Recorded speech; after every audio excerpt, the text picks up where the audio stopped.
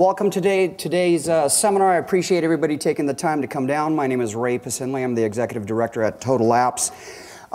We've been involved in credit card processing for about 12 years. We've handled about 7,500 campaigns over the years, so we've managed to see a lot of different types of affiliate fraud. And we've developed a set of metrics that will help you to identify the affiliates that are causing the fraud on your offers. What is Total Apps? We are a service provider. We are a complete turnkey solution. We provide our advertisers with all the tools that they need to maximize their opportunity with their advertising campaigns. In today's discussion, we're going to go a little bit over what are the causes of chargebacks, how the traffic flow affects where you get chargebacks, and then we're going to go through a series of flags that we want you to learn so that way you can use these tools to identify the fraud, and then ultimately we'll give you a big picture of what these indicators look like. There's three types of causes of chargebacks. These three identifiers will help you to realize whether this is affiliate fraud or whether it's something else that's causing the chargebacks on your merchant accounts. The first and foremost is customer fraud.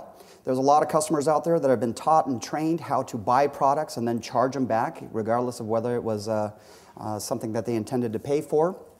There's operational chargebacks. Operations typically is poor customer service, not answering phone calls within 90 seconds, or bad product fulfillment, shipping products out, not delivering on time, or not processing returns in an efficient manner and getting those customers the refunds that they're expecting. The final cause of chargebacks is basically affiliate fraud. And there's two types of affiliate fraud that we see on a consistent basis. The worst is the stolen credit cards, pump and dump schemes where they inject 10,000 stolen credit cards onto your offer, or prepaid cards, which will not rebill in a future date, and therefore you will lose the CPA cost, which is a very expensive proposition if you're doing large volume. Traffic originates someplace and it goes somewhere. In our industry, there's typically a sub-affiliate or an affiliate who sends that traffic to a publisher. This is pixel tracked along the way through the network to the advertiser or the merchant. Once that customer gets to the landing page and they get to the order confirmation page, that transaction then goes into a gateway. And then from the gateway, it goes to the merchant bank or processor. After that, if the transaction is approved, that order then flows through to the order fulfillment center and customer service. What we're going to talk about a lot today is what happens after it gets to the gateway and it's post-transaction. That's where you can look for the data. It's everything that happens after the sale. The first flag we're going to talk about is a very common ratio. It's called your approval ratio. What is an approval ratio? It's simply the number of approved transactions divided by the number of transactions. So if you have 90 approved transactions and you've had 100 total submitted for the day, you've got a 90% approval ratio. The factors that affect your approval ratio, fraud scrubbing. As we've done for clients, we have the ability to turn up or down the fraud scrubbing to help identify fraud or improve approved transactions. Additionally, your transaction size will affect it. If you have a $3 transaction, it will approve 99% of the time. If you have a $3,000 transaction, it will approve about 9% of the time. And finally, affiliate fraud. Affiliate fraud will affect your approval ratio, and this is why it's such a good indicator. What to look for? An ideal approval ratio is 80 to 95% on the first transaction. When you start to reoccurringly bill, if you're doing a continuity subscription, you're a dating service provider or something like that, over time your rebills will decay. And we think that on a sustained campaign, you should be at least 65 to 80% at a minimum. Now, if you're below 65% on your approval ratio, there's a problem. You're either fraud scrubbing is too high, your price is too high, or you got too much fraud coming in. Ultimately, we've got a lot of clients that come back to us and go, hey, I got 100% approval ratio. That's bad too, because we should be able to catch the fraud before the transaction occurs. We do that through the fraud scrubbing systems that we implement. And at the end of the day, if you're having 100% approval ratio, we got some serious problems. Another ratio that we look at is the refund ratio. Refund ratios are simply the number of refunds that you've issued based on the number of transactions that you've submitted. And this is a dynamic number. It changes every single day, but you can look at your month to date or your week to date based on your volume. What are the factors that affect refund? The number one refund factor is price. If you have an extremely high price or there's not enough value in your product, your customers will receive the product and immediately request a refund. Obviously, product quality. You know, if you have a nice package, a nice box, or there's great services or great value, they're going to want to keep it and use it. If you're offering little pills in a baggie that arrives in the mail, they're not going to be really happy being billed $89 a month for that. Obviously, reoccurring billing. One-time charges are not going to have as many refunds as reoccurring billing. We've seen customers come back in and charge back 6 months billing at the same time because they finally opened up their bank statement. Customer service. Good customer service will retain your customers. They will save a sale, they will downgrade the sale, they will keep that customer in your system, but if they're not effective, if they're not good, if they don't speak English, guess what? You're going to have a lot more refunds. Great order fulfillment and obviously affiliate fraud will directly impact your refund ratio. You know, if you've got 10,000 stolen credit cards entering into your merchant account, all of those customers are going to get their bank statement and they're going to scream bloody murder. So what to look for? Refund ratios are actually a really dynamic range. In an ideal scenario, we really would like to see our clients, or we try and have our clients be with about a 5% or less the things to look for are refund ratios less than 5% and refund ratios greater than 15%. And here's the reason why. If it's less than 5%, and let's say we got a 2% refund ratio, that's really scary to me because that means there's a big bubble waiting to explode and there's going to be a lot of refunds about to hit. On the flip side, if you're pushing 20% refund ratio, there's something wrong with your traffic. Bad decline code. This is something that a lot of people don't look for. And what's important is this. Whenever a transaction is submitted online, you get a response code, approved or declined. And sometimes you get a decline code as to why it was declined. Well, on our scale, we look at the number of bad decline codes divided by the total number of transactions submitted. And what are the decline codes? They're red flags, huge red flags. If you see card stolen, pickup card, or call card issuer, that affiliate is sending you stolen credit card data. And typically what we'll see when we do our fraud monitoring for our clients, we'll see about 6 or 10 or 20 or 50 or 1,000 of these things happen in sequence in quick order. If you've got a bunch of these happening at 2 o'clock in the morning, guess what? You're being hit by affiliate fraud. One of the metrics that we look for is this decline code ratio. And if you're over 4%, there's a problem. Somebody's doing stolen credit cards, and you need to backtrack that through the network, to the publisher, down to the affiliate level to ID that. Now, for those of you who are shipping tangible products or have real customer service, this is another trick that a lot of people don't know about. For example, whenever there's a customer who calls in, they disposition that call or they give it a code. Customer wanted refund, he wanted information, or he said he did not authorize that credit card transaction. What's the ratio? It's the total number of bad customers divided by the total number of incoming calls. These are used by inbound call centers, and the disposition codes you want to look for are did not authorize, card stolen, never placed the order. What to look for? The bad disposition code is kind of a beacon. You can see it, you can spot it, but it's not going to be the end-all, be-all of your data search. But we look for bad disposition codes of 25% or greater by specific affiliate. And so if you've got an affiliate who's doing pump and dump with stolen credit cards or whatever the issue is, he will have a higher proportion of customers calling in. Now, one thing to keep in mind is that customers do lie.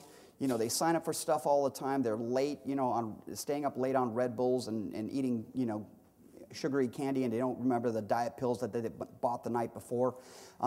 They'll call and lie. I didn't place that order. So you have to kind of take that into context with your product. Also, one of the tools that we highly recommend, especially when you're bringing on a new pub or a new affiliate, is do callback verification. You want to test the quality of their traffic. You want to see if your customers are legitimate. I had a client that was terminated a couple months back because they didn't implement this piece, and they ended up getting 700 chargebacks on their campaign, and they're terminated and shut off, and they lost the ability to process credit cards, and they're out of business. So what is it? It's a number of verification calls that actually connect to consumers divided by the total number of calls. So if you make 1,000 outbound calls and you connect with 750, guess what? You're at 75%. What we want to make sure you look for is the calls not being answered. If somebody just makes an order and you call them within a minute of them making that order, guess what? They're going to be sitting at their computer. They're going to have their iPhone, their BlackBerry, whatever next to them. They're going to pick up the phone. In addition to that, we expect the customer to probably dodge some of these calls. Caller ID, right? Oh, it's those telemarketers. But at least at a minimum, you should be able to connect at least 50% of the time to a live human being. Hi, this is Jack. Wanted to make sure we got your order. It's going to be shipped to you in 3 to 5 days. Here's our customer service number. Do you have any questions? So if the customers aren't validating these orders, meaning every single one of them is saying, I didn't make this order, I didn't make this order, obviously you have to issue a refund, and now you have to start backtracking to try and find that one affiliate or 2 affiliates that are causing this fraud on your offer. Now, obviously, a very, very big red flag that we look at is chargeback ratios. Chargebacks are consumer complaints against you, and they are very, very damaging. Chargeback ratio is simply the number of chargebacks that you get divided by the total number of transactions that have occurred in a time frame. Why are chargeback bad? Well, bottom line, they cost you money. Big, big dollars. I had a client who was fined $475,000 in January because of chargebacks. There are some limits that you have to stay within. The rules are pretty easy to follow. They say that you can have 50 MasterCard or 100 Visa chargebacks within a given month. And if you exceed these numbers, then they start to look at your chargeback ratio. So companies like Buy.com that are doing $100 million a month, they're obviously going to have over 50 or 100 chargebacks in a single month, but their overall chargeback ratio is less than 1%, so they're not going to be subject to closure or fines. Now, ultimately, we have to be responsible, we have to be accountable, and we have to monitor our chargebacks. If you're seeing a spike or a trend or anything like that, that your chargebacks are getting to that 50, 100 mark, please get a hold of your processor, get a hold of somebody, whoever set up your merchant account, and ask them to help you get this under control. What to look for? If you have an affiliate, a specific affiliate that is causing the chargebacks, that's a big red flag. Get rid of that one affiliate. Based on our data and based on our metrics, we see that about 3% of the affiliates out there are causing 90% of the chargebacks, okay? So that means that 97% of the affiliates are fantastic, they're driving good, clean traffic, but there's those bad apples out there that if they choose to target your campaign, you can be out of business in 60 days. So keep those chargeback ratios, monitor them, and track them down to the affiliate level so you can get rid of those guys as quickly as possible. One of the things that we all look for, especially if we have a continuity program, is a rebill ratio. This is simply the number of rebills that you get out of the total number of transactions that were to be rebilled. Once again, there are variables that affect your rebill ratio. Price, the higher the price, the lower the rebill. We like programs that have what we call a nuisance fee. And that's like a $19.95 or less reoccurring. We find that the $19.95 typically has a 3-month retention. If you're at $89.95 reoccurring, you're going to be about 1.2 months retention. Once again, good customer service, prompt, courteous, and can speak intelligent English. If you're shipping a product, get that product on time. And obviously the affiliate fraud. If you're getting a bunch of stolen credit cards, you know, especially the prepaid card programs, they put $6 on the card, they do $5.95 on your offer, and then when you go to rebill, there's no money left on the account. So we really like to see our clients have rebill ratios, meaning that after the first transaction, they actually rebill 65% or better. I've got clients right now that are in the high 80s on their rebill ratios because they've got a great offer, good traffic, and at the end of the day, they're doing a fantastic job. So we wanted to kind of give you a big picture. And these are the kinds of systems that we develop for our partners. We work with a lot of the large affiliate networks. We work with CRM vendors so that way they can develop this reporting and you can see it. The numbers that did not match the data or the ratios that we just discussed are flagging red. And there are specific instances here that I want to point out. If you look at affiliate ID number 10 at the very bottom, you can see that across the board, he's pretty much red. His approval ratio, 29%. His refunds, 25%. So of the 29% that approved, a quarter of them are immediately asking for refunds. He's got bad decline ratios, pickup card, card stolen, 15%. We can't call his customers. We can't get a hold of a live human being, 50%. Verification call ratio, 30%. Chargeback ratio, he's at 6%. And even though his rebills are clocking at 90%, it's irrelevant. And so we've developed a mathematical algorithm and a scoring formula to check the performance of your affiliates. So that way you can see that affiliate 1 is doing a lot better job than affiliate number 10, and you can identify and eliminate that one guy that's bringing all the problems into your system. At the end of the day, this is a joint venture between all of us. We are in a small ecosystem. We work with affiliates, we work with the networks, we work with the advertisers, we work with customer service, product fulfillment, and bring all the pieces in together. And at the end of the day, if you're having problems with chargebacks, this is the data that will help you identify and eliminate those chargebacks. In closing, I want to give a quick example.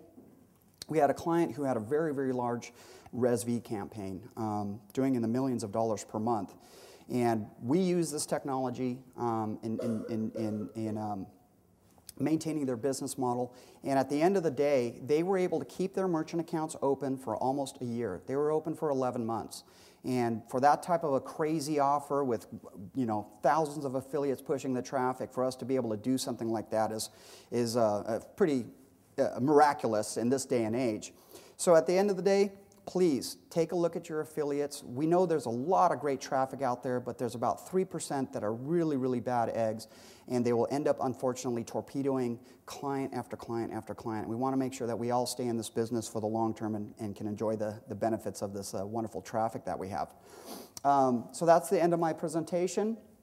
If you have any questions about this kind of stuff, you can always contact us. All my email and voicemail and all that stuff is there. But I do want to open it up for a few minutes to answer any questions you might have.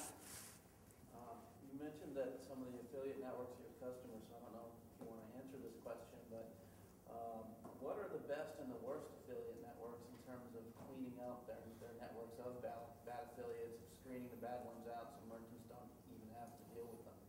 Great question. The answer to that is TBD.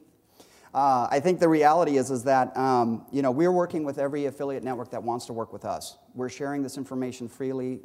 We spent 4 months doing mathematical iterations trying to develop this equation, so to speak. So the people that are listening to us, the people that are excited about what we're offering, those are the affiliate networks that we're going to be recommending to our customers. And we know that there are affiliate networks, and I've spoken with several of the major affiliate networks, and they're all very concerned about affiliate fraud, because at the end of the day, it's destroying our business. The FTC is going to come in, they're going to regulate us. A guy yesterday got flagged and tagged by the FTC for a couple $1 million. So we don't need that kind of scrutiny by the government. And so the larger networks that we do work with are implementing this technology as we speak. But even if your network may not choose to implement this technology, we do have CRM vendors that are offering this as part of their platform as well. So you can get it. You're not going to be subject to only having it at one place, one time. You'll have the options available to you. So great question. Any other questions? Was this so clear that everything, you guys, light bulbs are going off over here? Yes? Like I said, well, on our side, we work very closely with the CRM vendors. And so, just so you understand, CRM, customer relationship management, and it's kind of the hub on a wagon wheel. We use these tools as a means to connect to the website, the merchant account, fraud scrubbing, order fulfillment, customer service, affiliate tracking, and all that kind of stuff. We are in preliminary discussions with some of the larger networks right now, tracking systems that are out there. And probably by the end of this year, we're hoping that we can have this completed altogether. So I think we're running out of time. We got time for one last question. Any other last-minute burning issues? All right. Thank you so much for coming. I hope we can all take this in the right direction and have the Titanic avoid the iceberg.